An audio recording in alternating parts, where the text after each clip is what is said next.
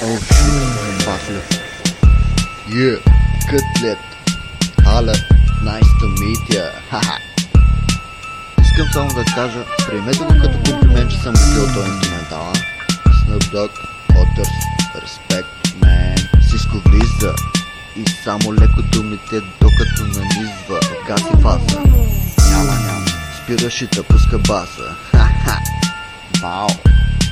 Брато е тука, за какво е за окраса? Да. И бафа.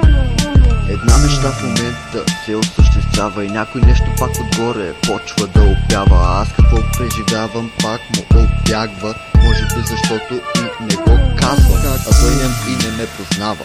Не мога да се държам понякога с такива разни кавали, де по цял ден само една са яли. Махни ги, дай ги те ямари сладки педали. Не потикай да влизам в тези теми не кратки и без коментари. Полицая ма кара да му казвам кой е.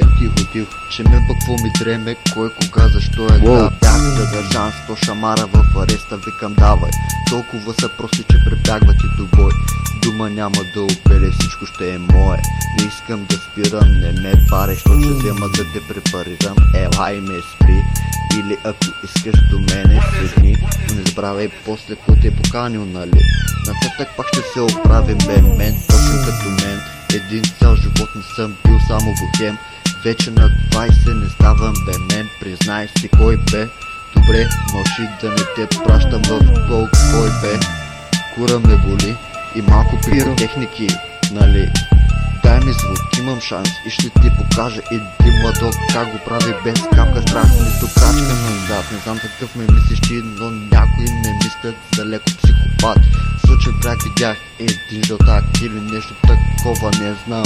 Много зле, брат, както го пиша, но направо щях да си изплюя дроба. Нещо повече такива по-добре не ми се вдасят пред очите повече отврат. Ей сега тука мисля да те питам, ще правим ли преврат и да се прибирам? И май е време да спирам, че имам желание да те...